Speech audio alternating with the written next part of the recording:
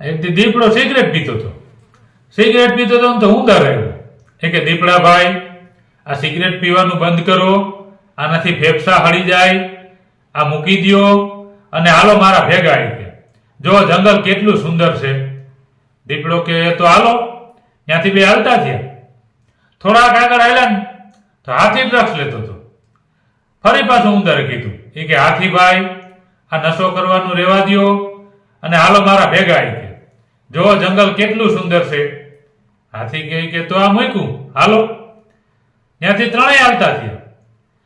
ધીમે ધીમે ધીમે ધીમે થોડાક આગળ આવ્યા ને તો ત્યાં સિંહ પેક બનાવતો હતો.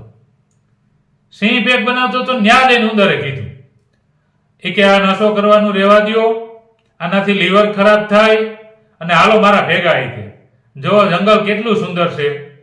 ત્યાં તો સિંહે ઉંદરને બે ઝાપટ જવા દીધી. હાથીએ સિંહને કીધું, એ કે આ બિચારાને કા મારો છો. એ કે ત્યારે સિંહે કીધું, એ કે આ રોજ સાંજે ગાંજો પી અને બધાયને જંગલમાં આખી રાત આમ જ રખડાવ્યા કરે.